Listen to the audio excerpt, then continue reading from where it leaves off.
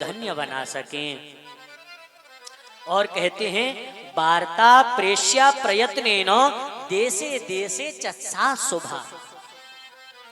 पत्र के द्वारा, खबर के द्वारा, सूचना के द्वारा जिस प्रकार आप ज्यादा से ज्यादा लोगों तक अपने इस कथा का यदि समाचार पहुंचा पाए तो महाराज हमें इससे क्या मिलेगा।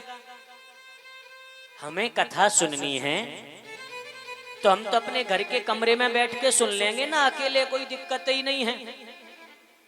तो देखो भैया, हमारे शास्त्र यही कहते हैं कि अपने स्वार्थ में जीवन मत जियो, अपने साथ सबका भला हो।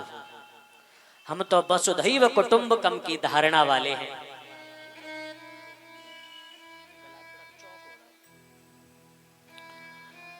बोलिए भक्तवत्सल भगवान की।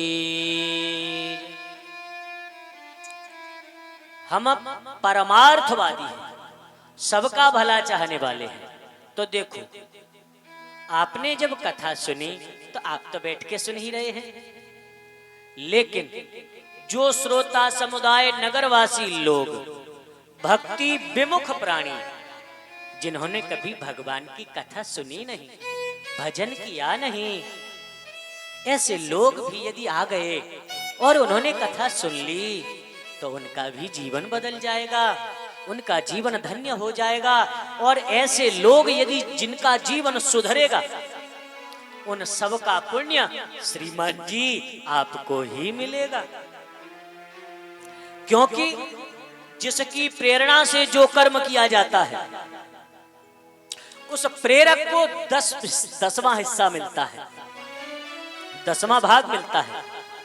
मैंने किसी से कहा भैया जाओ जाकर के इसके घर में चोरी कर लो, तो चोरी तो उसने की, वो तो पापी है ही, लेकिन प्रेरणा हमने दी तो उसका 10वां भाग बाकायदा हमारे अकाउंट में जमा हो गया। और वही हमने कहा भैया तू यहाँ बैठा बैठा क्या कर रहा है, सारा दिन बीड़ी पिएगा, तमाकू खाएगा, गप्पे मारेगा, चलना मेरे साथ, देख कितनी सुंदर कथा हो रही है राम जानकी मंदिर पर, चल चल कर बैठ कर दोनों भाई कथा सुनेंगे। तुम उसे हाथ पकड़ के ले आए और उसने जैसे ही कथा सुनी उसकी आंखें खुल गई, उसका जीवन बदल गया। तो मेरे भैया उसका भी 10वां हिस्सा बाकायदा तुम्हारे खाते में जमा हो। तो हम जब हजारों लोग कथा सुनेंगे, भगवान का नाम जपेंगे, कीर्तन करेंगे, इतने लोगों को पुण्य मिलेगा और इनका 10% तुम्हें मिला तो भैया तुम तो वैसे ही माला माल हो गए। बोलो जय सिया राम। इसलिए हम ज्यादा से ज्यादा प्रयास करें, कोशिश करें कि लोग आएं और कथा सुनें। आप तो आ ही रहे हैं, कल से अपने लोगों को और लेकर के आओ, क्योंकि हमारा पता नहीं, हाँ जी आए आए ना आए, लेकिन आप 7 दिन के बाद केवल पछताते रह जाओगे, कुछ नहीं रहेगा। इसलिए मेरे बंधुओं, मेरी माताओं, मैं तुम लोगों से कुछ लेने थोड़ा ही ना आया हूं। मुझे मेरे गुरुदेव ने जो दिया है उसे खुले दिल से तुम्हें बांटने आया हूं। आओ और आकर इन हीरे मोतियों को अपनी झोली में भर लो, अपने जीवन को आनंदमय, मंगलमय और कल्याणमय बना लो। बस यही तो चाहता हूं। तो उत्तम मुहूर्त में हम कथा सुने। यदि हम घर पे कथा सुनते हैं तो उसका 1 गुना पुण्य होता है, और वही कथा यदि हम किसी तीर्थ में या शिवालय में, भगवान शिव का जहां मंदिर हो, वहां बैठकर सुनेंगे तो 100 गुना फल होता है। घर में कथा सुनी तो 1 शिव पुराण का पुण्य मिलेगा, और आज शिवालय में बैठकर यदि तुम कथा सुनोगे तो तुम्हें 100 शिव महापुराण की कथा सुनने का पुण्य प्राप्त होगा। ये इस स्थान का प्रभाव है। जहां पर कथा होती है, इतने वातावरण में कोई अशुद्ध व्यक्ति प्रवेश नहीं कर सकता, कोई भी नेगेटिव एनर्जी यहां नहीं प्रवेश कर सकती। बिल्कुल सत्व गुण प्रधान यह क्षेत्र, यह स्थान। जब यहाँ बैठोगे, बैठकर कथा सुनोगे तो तुम्हारे हृदय के पाप पहले ही भाग चुके होंगे। अब तो केवल खाली जगह बची है, सिंहासन खाली पड़ा है, जिस पर डमरूधारी त्रिशूलधारी मेरे भोलेनाथ आकर के बैठ जाएंगे। अब कहते हैं कि इस प्रकार जो प्रचार का साधन हो भैया, अब तो पुराने जमाने में चिट्ठी पत्री चलती थी, अब बहुत साधन हैं। प्रचार प्रसार करो, लोगों को सूचना दो कि भैया आप अपने समय में से कुछ निकाल करके अवश्य आएं और आकर इस पावन शिव कथा को सुने, श्रवण करें। कहते हैं इसके पश्चात कथा सुने और हो सके इन 7 दिनों में कोई भी व्यक्ति जो कथा सुन रहे हैं और साधक हैं, बाकी जीवन में तुम जैसे रहते हो वैसे रहो, लेकिन इन 7 दिनों में एक नियम बना लो कि जब तक कथा सुनो तब तक कोई भी गंदी चीज का सेवन नहीं करना। लहसुन, प्याज, हम तो इन्हीं को ही समझ पाते हैं भैया, इनते जो आगे की चीजें हैं ना वो तो राम ही जाने तुम कहा करते हो भैया। लेकिन इन चीजों का भी प्रयोग न करें तो तुम्हारा मन ज्यादा नहीं भटकेगा। ज्यादा लाल मिर्च का भी प्रयोग न करें, नहीं तो क्रोध बढ़ेगा। सात्विक भोजन ग्रहण करें, जो भोग हम भगवान को लगाते हैं वही पाएं। और ज्यादा अच्छा रहे कि कथा सुनने से पहले तो हम फलाहार करें और कथा के बाद शाम को भले ही भोजन कर लें, क्योंकि अन्न में नशा होता है। 10-12 रोटी पराठे चावल खा के आए तो यहाँ महाराज बेचारा चीख चीख के मर जाएगा और निद्रा देवी तुम्हारे खोपड़े पे तो उतरेगी नहीं। हम तो समझेंगे भगत जी मस्ती में झूम रहे हैं और वो बेचारे आंख बंद करे वैसे ही हाँ दूसरी दुनिया में ही झूम रहे हैं। तो इसलिए मेरे कथा प्रेमियों ज्यादा अच्छा, वैसे यदि शरीर में कमजोरी हो रही है, कोई दवाई चल रही है या कोई और आवश्यकता है तो आप हल्का भोजन कर लीजिए, थोड़ा कम खा लीजिए और शाम को अपना जैसे पाते हो वैसे पालो, लेकिन तामसी चीजें मत खाइए यदि इस कथा को तुम्हें समझना है तो। दूसरी चीज, जो मुख्य श्रोता हैं परीक्षित जी, जो कथा के मुख्य श्रोता होते हैं, उन्हें इन नियमों का पालन करना चाहिए। क्या कि ब्रह्मचर्य से रहें, शुद्ध सात्विक भोजन ग्रहण करें, अधः सूत्री, हो सके तो जमीन पर सोएं, अपने आराम के उन बिस्तरों को त्याग कर ये 7 दिन जमीन पर सोएं। किसी भी पतित का दर्शन भी न करें। पतित किसे कहते हैं जानते हो? जो अपने धर्म को छोड़ बैठे हैं, जो केवल संत ब्राह्मण और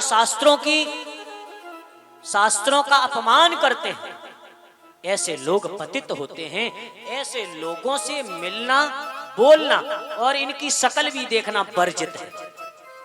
यदि इनका तुम्हें चेहरा भी दिख जाएगा ना तो उस पाप के तुम भागीदार होगे। इसलिए प्रयास करें हम लोग कि ऐसे पापियों का चेहरा भी उन दिनों में न देखें। दूसरी चीज बताई कि कभी भी जब हम कथा में बैठे हैं और कथा सुन रहे हैं, उस समय किसी की निंदा या चुगली ना करें। हाँ मैया बड़ा कठिन आ गया जी तो नियम। अरे राम जी 2 रोटी महाराज और कम करवा देते, जे चौ करवा रहे हो। तो देखो चुगली करना एक ऐसा पाप होता है जिसका प्रायश्चित्त भी नहीं होता। हाँ इसका प्रायश्चित्त नहीं होता। इसलिए अन्य क्षेत्रे कृतं पापम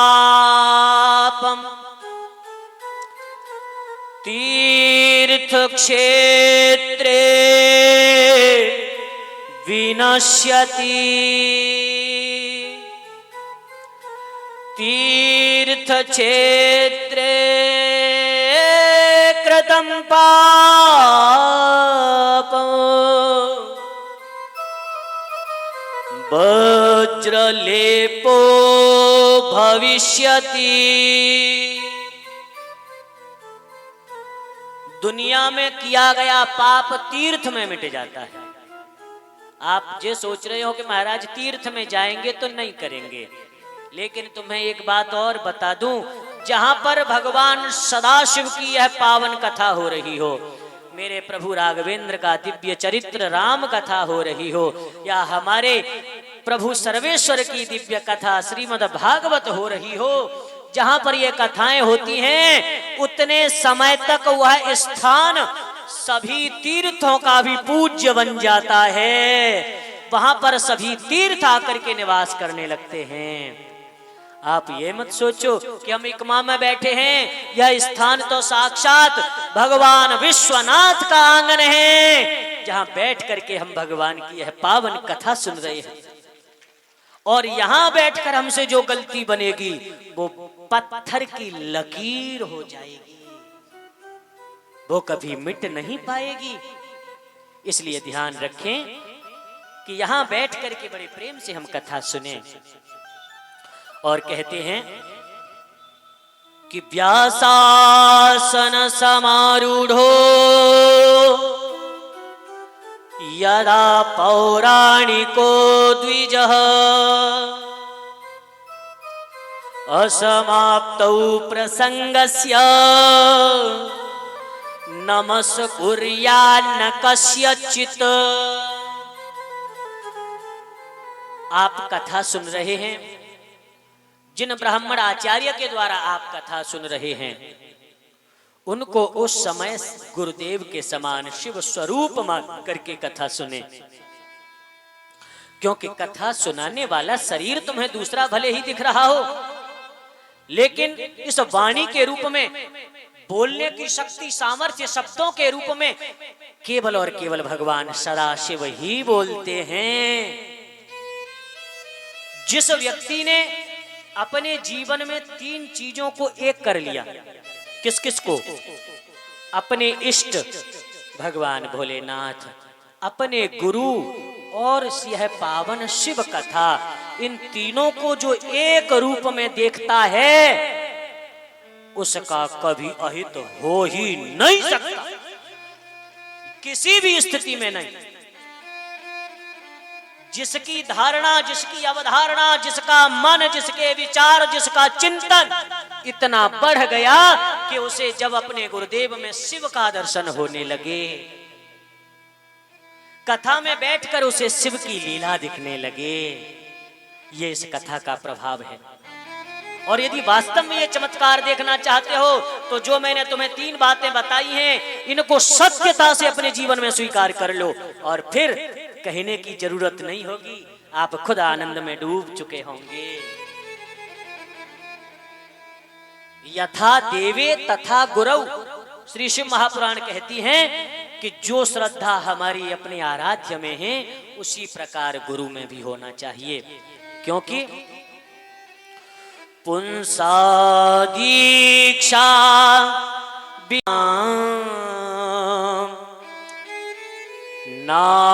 नाधिकार कथा श्रवे।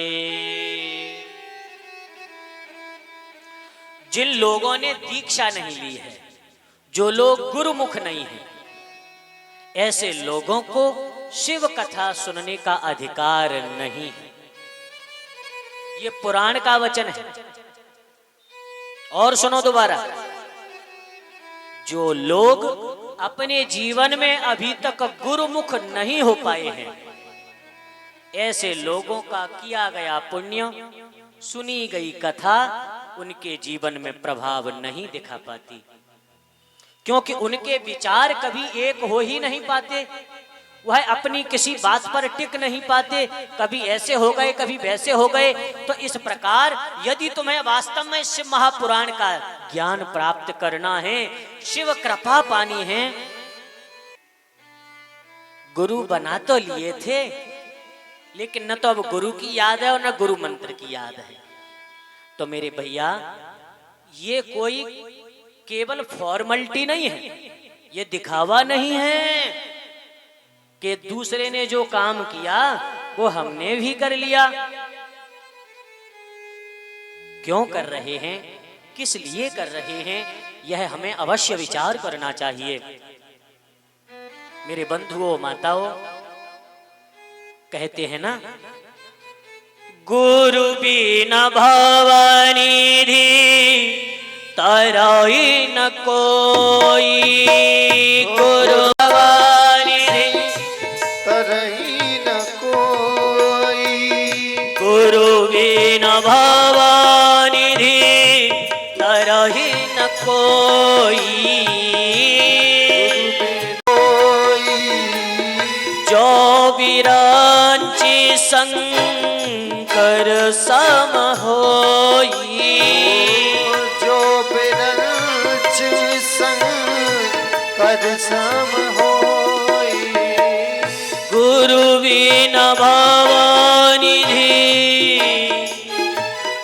तरई न कोई। बिना गुरु के, बिना गुरु का मार्गदर्शन पाए शिव और ब्रह्मा के समान ही कोई ऐश्वर्य वैभव और ज्ञानवान क्यों न हो, फिर भी उसका कल्याण नहीं हो सकता।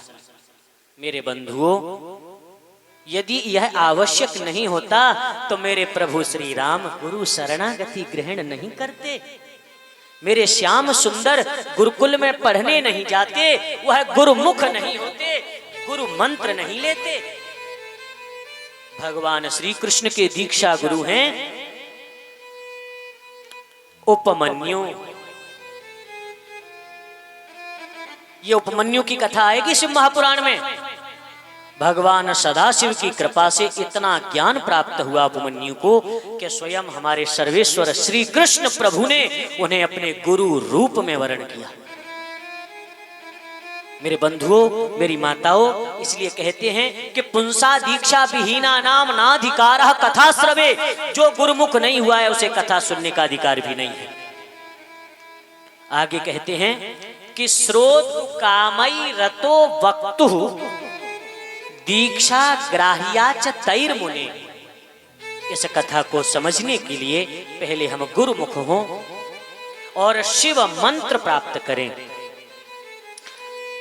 शिव मंत्र यानी अपना गुरु मंत्र, अपने गुरु और अपनी आराध्य में जब एक रूप हमारा हो जाए, एक भाव हमारा हो जाए, तो समझ लेना हम ऐसे रास्ते पर आगे बढ़ चुके हैं जो केवल कैलाश पर जाकर ही खुलेगा, जो सदाशिव के चरणों तक हमें पहुंचा देगा। कहते हैं श्री सूत जी महाराज के, हे ऋषियों, जो व्यक्ति अपने जीवन में शिव कथा को नहीं सुनते, हाँ,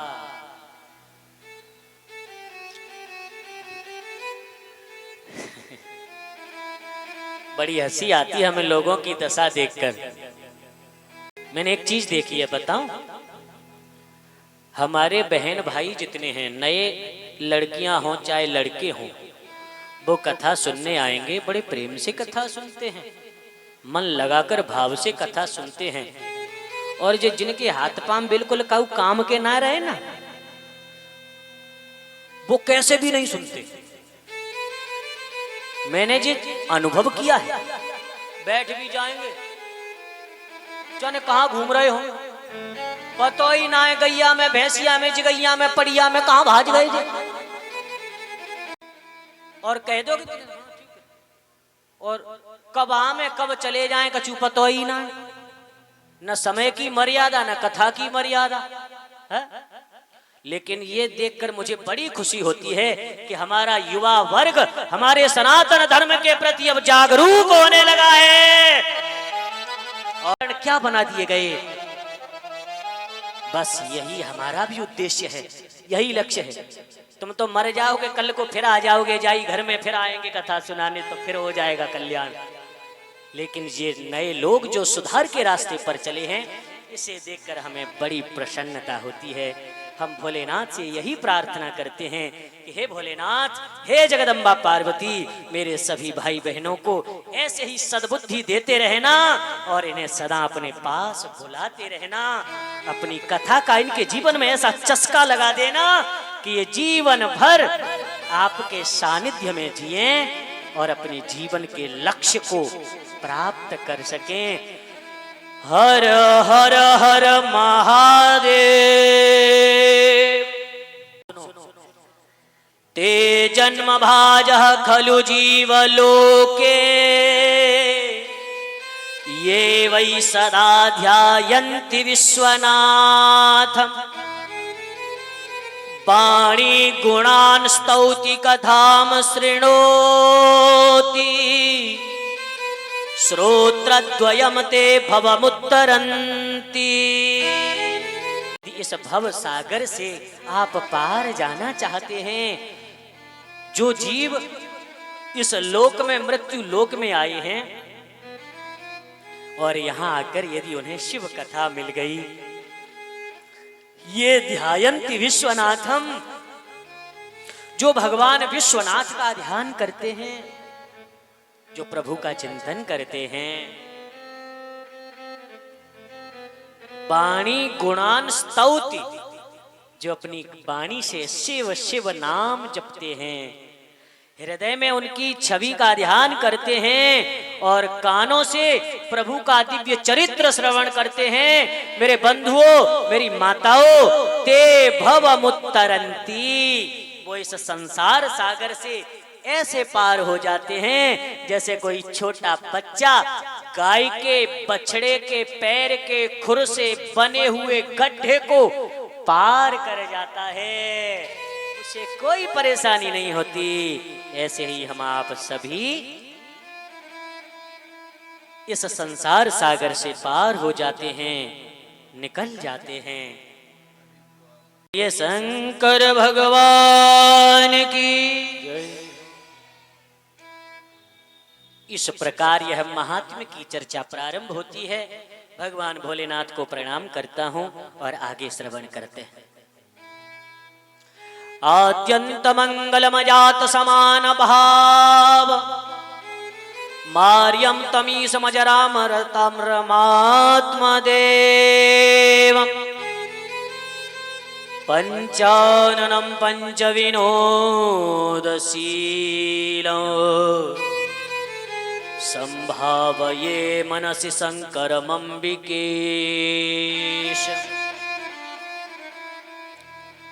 जिन सदाशिव भोलेनाथ के 5 मुख हैं और जो सारे संसार का कल्याण करने वाले हैं, आनंद के जो सागर हैं, गुणों के जो सागर हैं, ऐसे भगवान सदाशिव सारे संसार का मंगल करने वाले हैं, सारे जगत को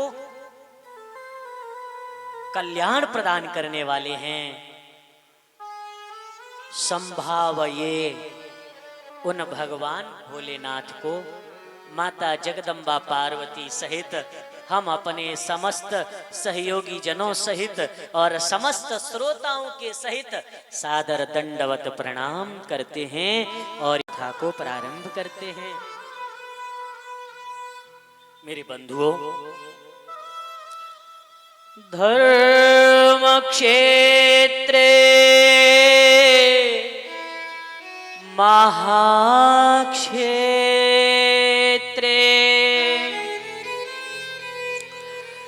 गंगा कालेन्दि संगमे, प्रयागे परमे पुण्ये, ब्रह्मलोकास्य वर्त्मनि। अब शरीर से तो बैठे रहो यहां, बोलो जय सिया राम। और मन से चलते हैं कहाँ? प्रयागराज। गंगा, यमुना और सरस्वती का पावन संगम है। इस संगम पर श्री सूत जी महाराज विराजमान हैं। मुख्य श्रोता के रूप में शौनकादिक ऋषि विराजमान हैं। भगवान की मंगलमयी कथा चल रही है, हम आप सब मिलकर भी वहीं बैठ लेते हैं, ठीक है ना? और बैठ करके बड़े भाव से इन सभी महात्माओं के साथ सभी कथा सुनते हैं। ऋषियों ने कहा, श्री शौनक जी कहते हैं, प्राप्ते कलियुगे घोरे नरा पुण्य विवर्जिता दुराचार रता सर्वे सत्य वार्ता परांगमुखा। हे गुरुदेव, आगे कलयुग प्रारंभ हो रहा है और इस कलयुग के समय में लोगों की जो स्थिति है वो बड़ी विचित्र हो जाएगी। इनका मूल स्वभाव बन जाएगा दुराचार।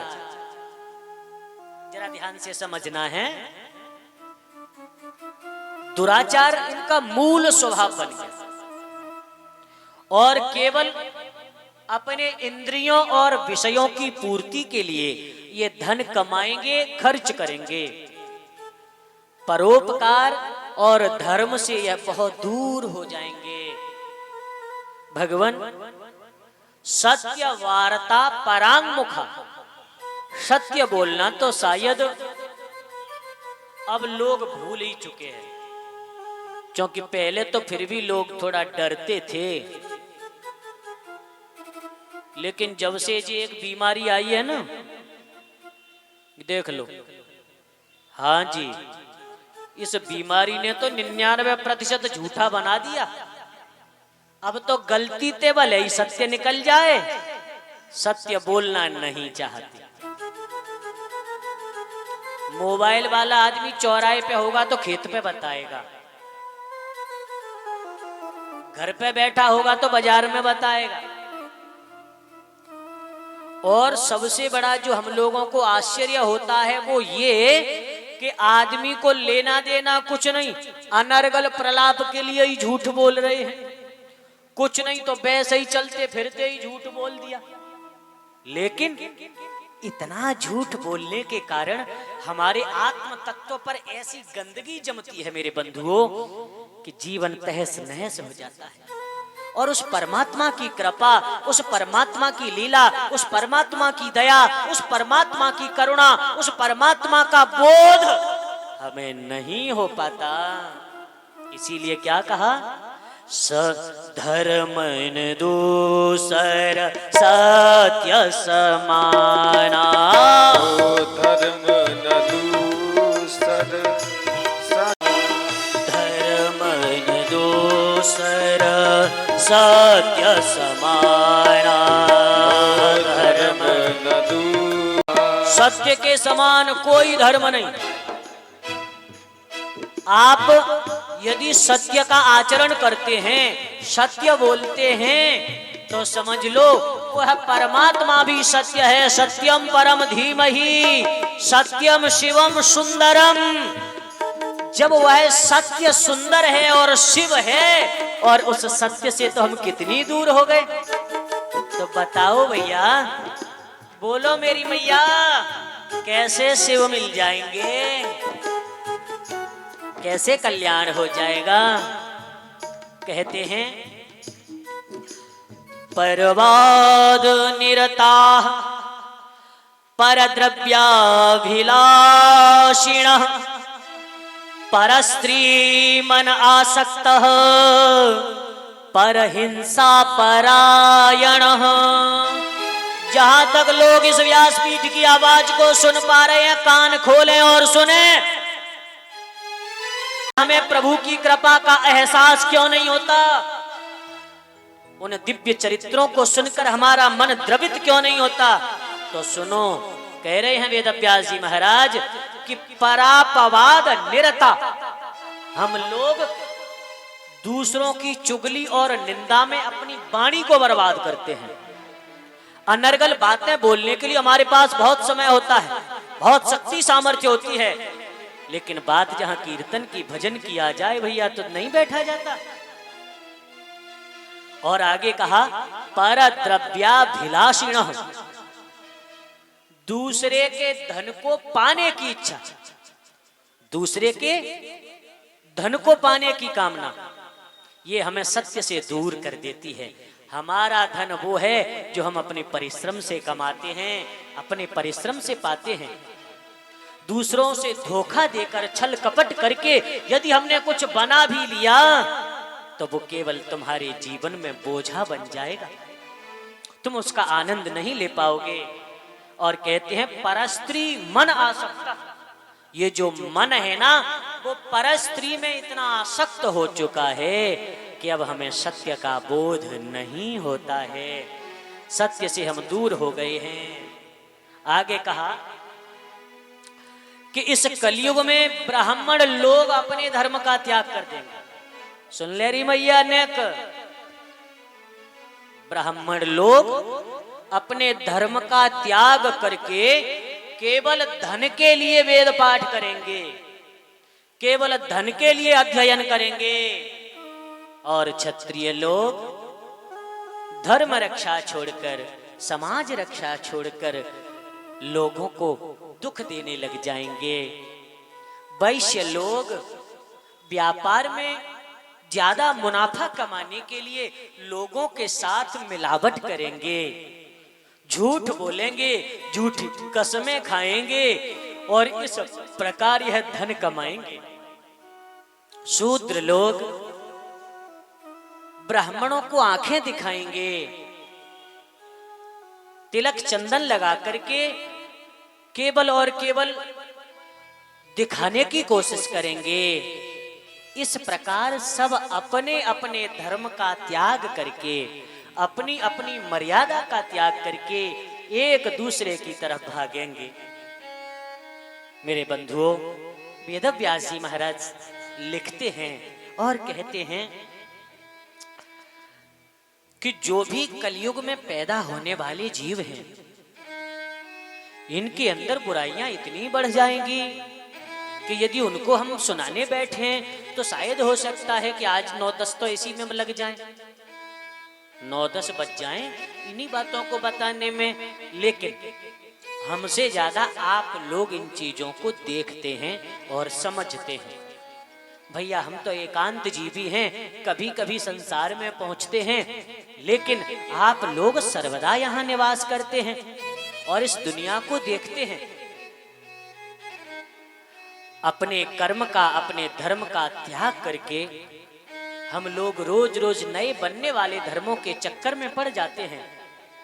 मेरे बंधुओं, माताओं, बहनों, कान खोल के सुन लो, दुनिया में धर्म एक है, पूरी दुनिया में एक ही धर्म है जो है सत्य सनातन धर्म, जो अरबों खरबों वर्षों से है, जो कब प्रारंभ हुआ कोई नहीं जानता। लेकिन धर्म के नाम पर जब से पाखंडवाद प्रारंभ हुआ तब से लोगों को नए नए धर्म रोज मिलते हैं। हाँ जी, नए देवता रोज बनते हैं और नए धर्म रोज बनते हैं। ये धर्म नहीं है, ये सब पंथ कहलाते हैं। लोग अपने तरीके से लोगों को चलाना चाहते हैं और एक धर्म का नाम देते हैं, चाहे वो कोई सा भी धर्म आज का बना रहे। सत्य सनातन को यदि छोड़ दिया जाए तो कोई धर्म ऐसा नहीं है कि जो 2000 वर्ष से पुराना हो। केवल मेरे श्याम सुंदर के अवतार को ही 5000 वर्ष हो चुके हैं, केवल एक अवतार को। उससे पहले न जाने कब से सृष्टि और कब से दुनिया है, कब से सनातन है, कोई नहीं जानता। क्योंकि सनातन धर्म स्वयं परमात्मा का रूप है, इसीलिए इतना विशाल है। सनातन धर्म को भगवान भी नहीं बनाते। समझ में आ रहा है? सनातन भगवान भी नहीं बनाते। क्यों? क्योंकि वह तो उनका स्वरूप है। क्या कहा भगवान ने गीता में? यदा यदा हि धर्मस्य ग्लानिर्भवति भारत अभ्युत्थानं धर्मस्य तदात्मानं सृजाम्यहम्।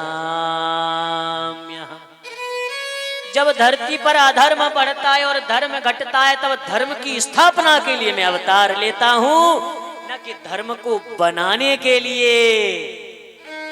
समझ गए? इसलिए दुनिया कुछ भी कहे, अपने बाप को ही बाप कहना सीख लो। रोज नए बनने वाले इन धर्मों के चक्कर में पड़कर हम समय और सामर्थ्य सब गंवा देते हैं। इसलिए अब बहुत सावधानी की हमें आवश्यकता है, जरूरत है। मेरे बंधुओं, श्री सौनक जी महाराज कह रहे हैं, हे गुरुदेव, इस कलयुग के प्राणियों का कल्याण कैसे हो, इनका उद्धार कैसे हो, इनका जीवन कैसे बने। जो लोग धर्म त्याग कर अधर्म में पड़ गए हैं, सत्य कभी बोलते नहीं हैं और भगवान को याद करना, पूजा करना तो एक काम समझते हैं, एक फॉर्मेलिटी समझते हैं और उसी प्रकार करते हैं। लेकिन ये सही बात नहीं है। भगवान का भजन और भगवान का ध्यान एकाग्र होकर करना चाहिए। जब यह सुना तो श्री सूत जी महाराज कहने लगे, हे ऋषियों, आज अपने गुरुदेव के चरणों के प्रताप से, उनकी कृपा से आपको वो दिव्य ज्ञान दूंगा जो हमारे जीवन को बना देगा। लेकिन उससे पहले मैं अपने गुरुदेव के चरणों का वंदन करना चाहता हूं, अपने गुरुदेव की स्तुति करना चाहता हूं, क्योंकि जिस ज्ञान को पाने के लिए मुझे न जाने कितने जन्म लग जाते, आज वह ज्ञान मुझे अनायास प्रदान कर दिया। अपने गुरुदेव को, श्री वेदव्यास जी महाराज को मैं अनंत कोटिशः प्रणाम करता हूं। सारे तीर्थ धाम आपके चरणों में, हे गुरुदेव प्रणाम,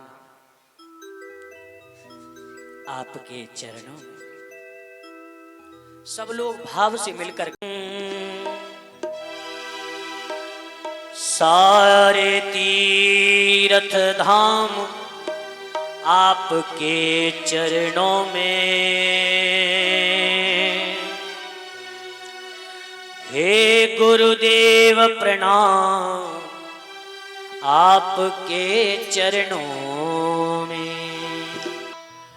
हो सारे तीर्थ धाम आपके चरणों में, चरणों में, चरणों में, हे गुरुदेव प्रणाम आपके चरणों में। ओ सारे तीर्थ धाम आपके चरणों में, हे गुरुदेव प्रणाम आपके चरणों में। सारे तीर्थ धाम आपके चरणों में, चरणों में, हे गुरुदेव प्रणाम आपके चरणों में।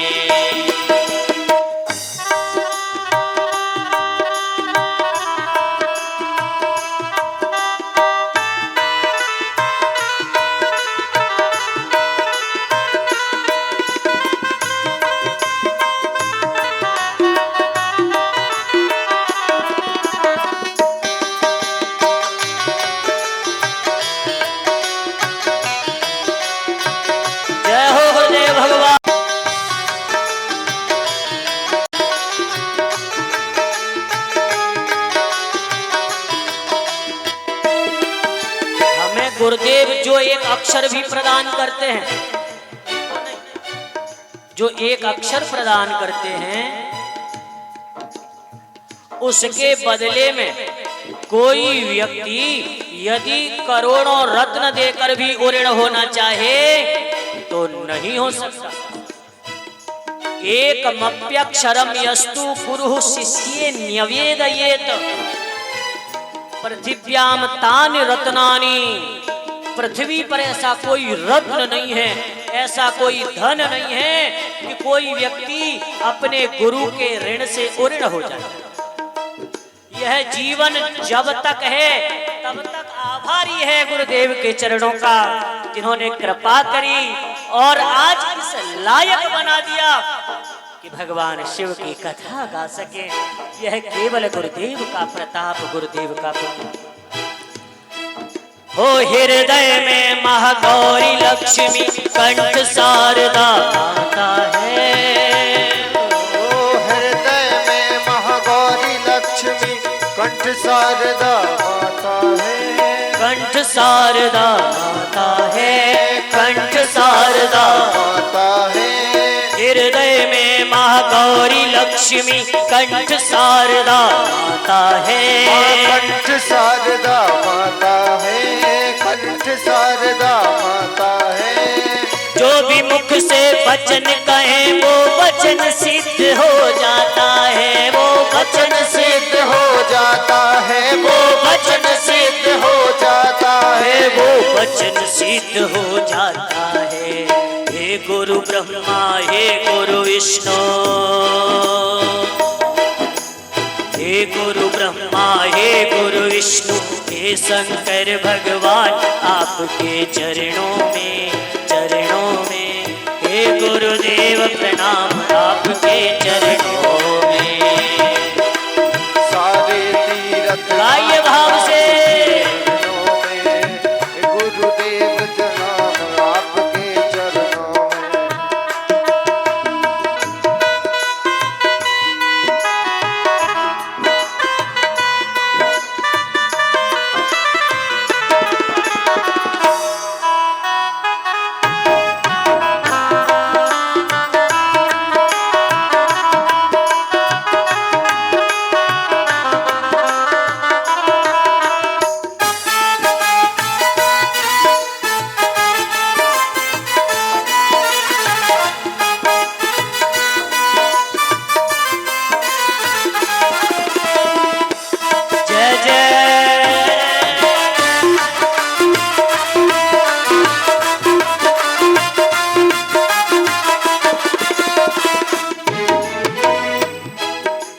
जन्म के दाता मात पिता है, आप कर्म के दाता हैं। आप कर्म के दाता है, हाँ आप कर्म के दाता है। जन्म के दाता मात पिता है, आप कर्म के दाता हैं। आप कर्म के दाता है, आप कर्म के दाता है। आप मिलाते हैं ईश्वर से, आप ही भाग्य विधाता है। आप ही भाग्य विधाता है, आप ही भाग्य विधाता है। आप ही भाग्य विधाता। दुखिया मन को, रोगी तन को, दुखिया मन को, रोगी तन को मिलता है आराम आपके चरणों में, चरणों में, चरणों में। हे गुरुदेव प्रणाम आपके चरणों में। प्रणाम आपके चरणों में।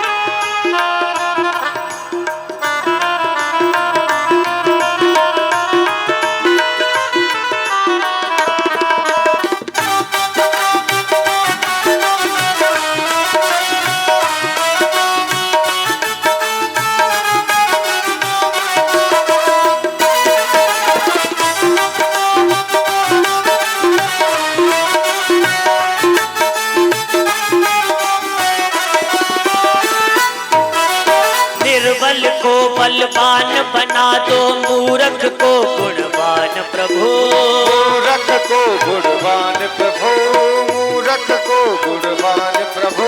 निर्बल को बलवान बना दो मूर्ख को गुणवान प्रभु। मूर्ख को गुणवान प्रभु, हाँ मूर्ख को गुणवान प्रभु।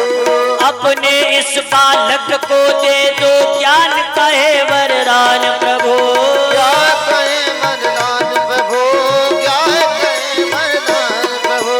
ज्ञान कहे वरदान प्रभु, ज्ञान कहे वरदान प्रभु। हे महाध्यानी, हे महाज्ञानी, हे महाध्यानी, हे महाज्ञानी, रहूं मैं सुबह हो शाम आपके चरणों में, चरणों में, चरणों में। हे गुरुदेव प्रणाम आपके चरणों में, हे गुरुदेव प्रणाम आपके चरणों में। सारे तीर्थ धाम आपके चरणों में, चरणों में, चरणों में। हे गुरुदेव प्रणाम आपके चरणों में, हे गुरुदेव प्रणाम आपके चरणों में, हे गुरुदेव प्रणाम आपके चरणों में। करता करे न कर सके, आपके चरणों में। गुरु किए सब हो। आपके चरणों में। हे गुरु दीन लोक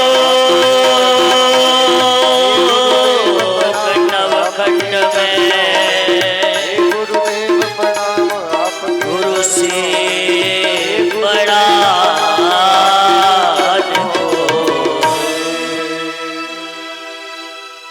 सारे तीर्थ धाम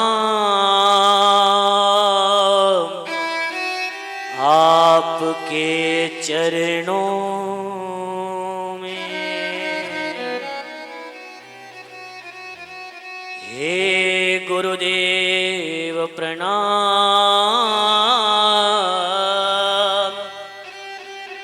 आपके चरणों में।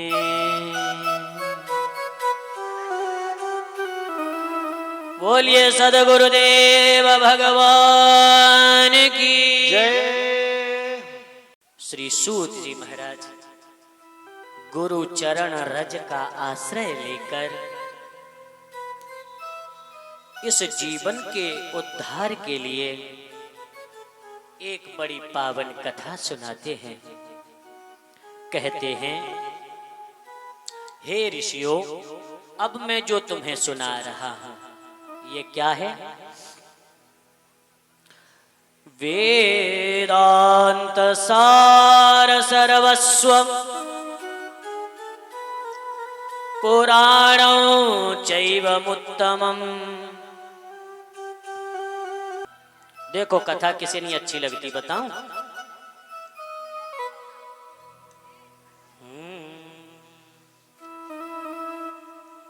कथा क्यों नहीं अच्छी लगती पता है?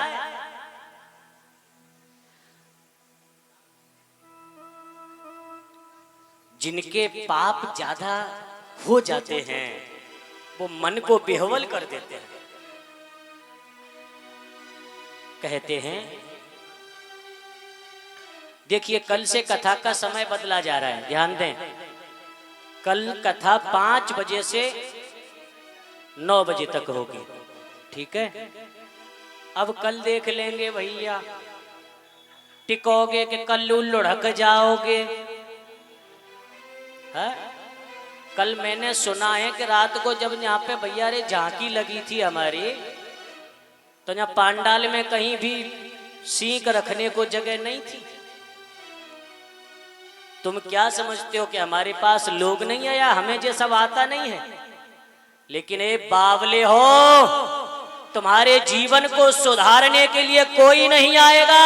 तुम्हारा धन लेने के लिए, तुम्हारा समय बिगाड़ने के लिए दुनिया तैयार बैठी है। एक आचार्य आज तुम्हारे नगर को पुकार रहा है, आइए और आकर बैठकर कथा सुनिए। केवल किस लिए? तुम्हारे कल्याण के लिए, इस नगर की मर्यादा के लिए, मेरा इस नगर में रहने वाला हर बालक राम बने, हर्षा जैसी सद्गुणी बने, बस यही करने में तुम्हारे नगर में आया हूं। भी नहीं चाहिए तो तुम्हें विधाता भी नहीं सुधार सकता है, तुम्हें परमात्मा भी नहीं संभाल सकता। तुम इसके खुद जिम्मेदार बनोगे, इसके तुम स्वयं जिम्मेदार होगे। बोलो जय सिया राम।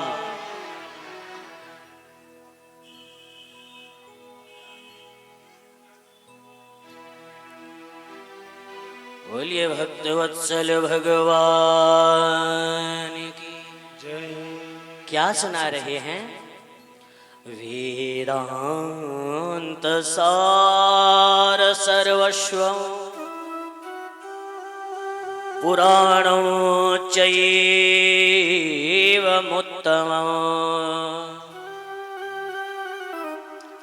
सर्वाघौघोद्धारकरम् परत्र परमार्थदम्।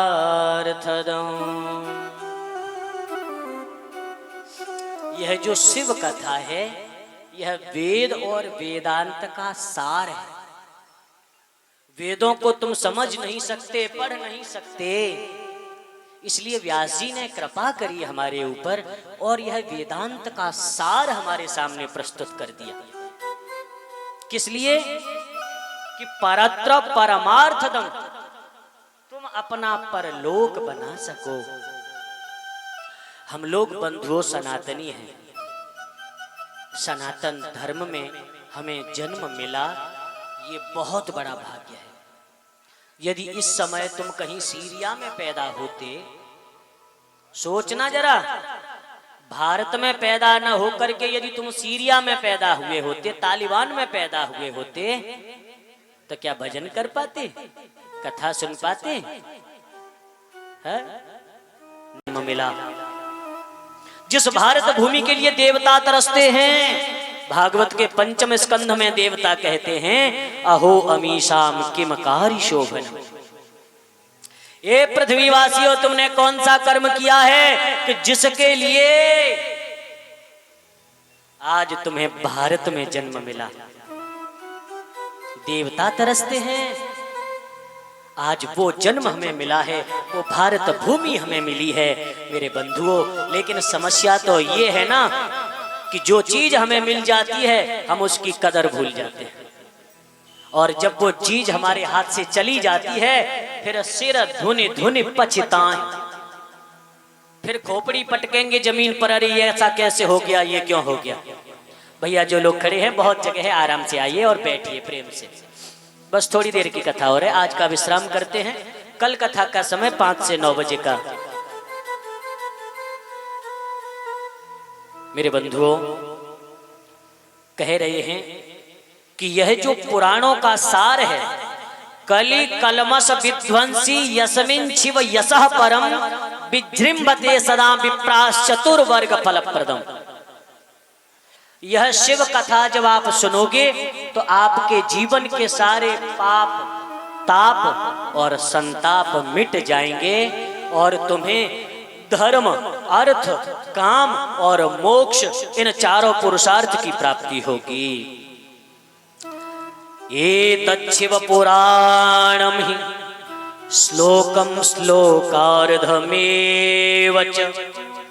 इसका एक श्लोक भी तुम्हारे कान में पड़ गया तो वह तुम्हारी अनंत पाप राशि को जला देगा, भस्म कर देगा। मेरे कथा प्रेमियों, कहते हैं कि इस शिव महापुराण में 7 संहिताएं हैं, 24,000 श्लोक हैं और बड़ा दिव्य पावन चरित्र है। पूछ रहे हैं यह महात्मा लोग कि गुरुदेव, व्यक्ति को अपने जीवन के कल्याण के लिए क्या करना चाहिए?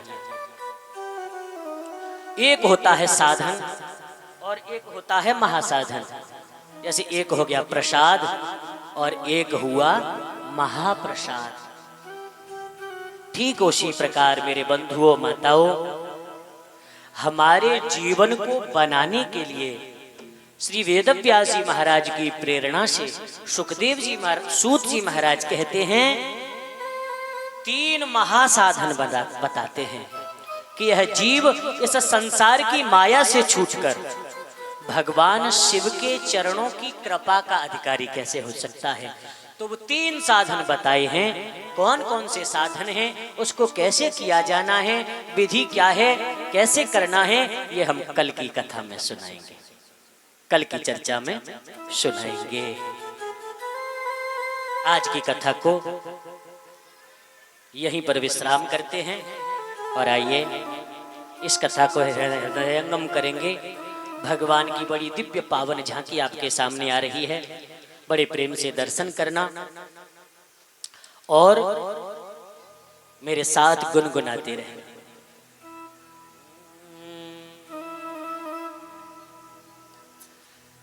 मुझे याद आ रही है मेरे वृंदावन की। आइए थोड़ा अपने ठाकुर जी का आज बंधन करते हैं। हे बांके गिरधारी हो, प्यार तुम्हारे चरणों में। हे बांके बिहारी चरणों में, हे बांके बिहारी गिरधारी हो, प्यार तुम्हारे चरणों में। हे बांके बिहारी सब गाइए। तन बनवारी रहे, ध्यान तुम्हारे चरणों में, तुम्हारे चरणों में। हे बांके बिहारी गिरधारी हो, प्यार तुम्हारे चरणों में।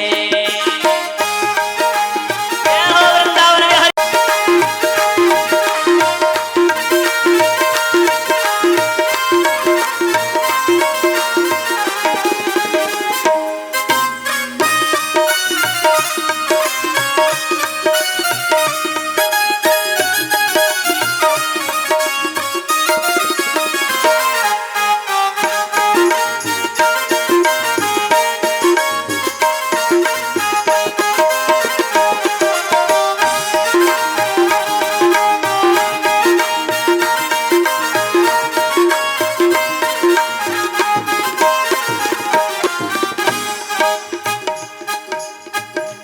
मैं जग से ऊब चुका मोहन, सब जग को परख चुका सोहन। मैं जग से ऊब चुका मोहन, सब जग को भूत रुबाना है।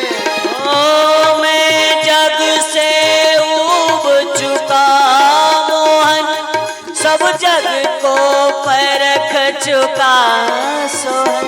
मैं ऊब चुका मोहन, सब जग को भरत रुबाना है। सब स्वार्थ के संसारी हो, ध्यान तुम्हारे चरणों में। सब आरती हो रघुनाथी हो, ध्यान तुम्हारे चरणों में। हे बांके बिहारी गिरधारी हो, प्यार तुम्हारे चरणों में। हे बांके बिहारी गिरधारी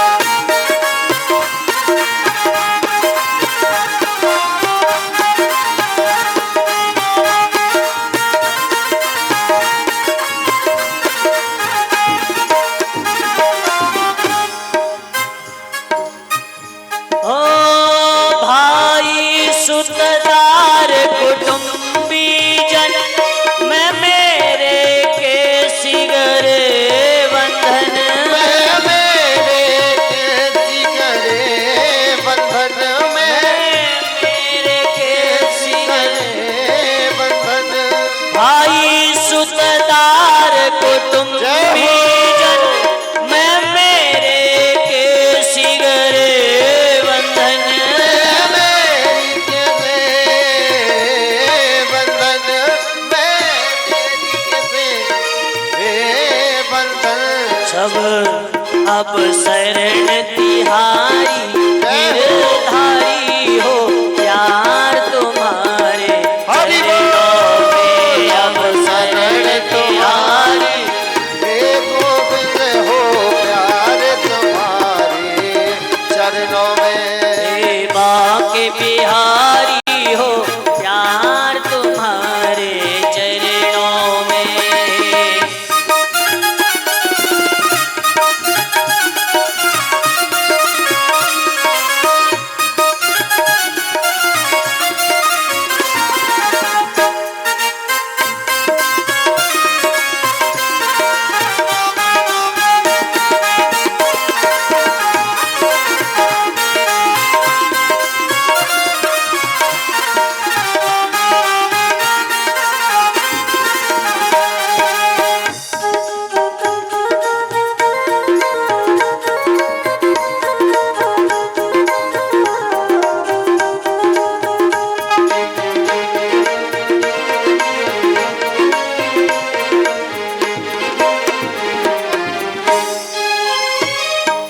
हाँ पापिया जापी नर नारी इन चरणों से जिनकी यारी इन चरणों से विनती ना है इन चरणों से यारी पापिया जापी नर नारी इन चरणों से जिनकी यारी इन चरण की यारी इन चरणों से जिनकी यारी उनके हरि जय हो उनके हरि हो तुम भयहारी हो प्यार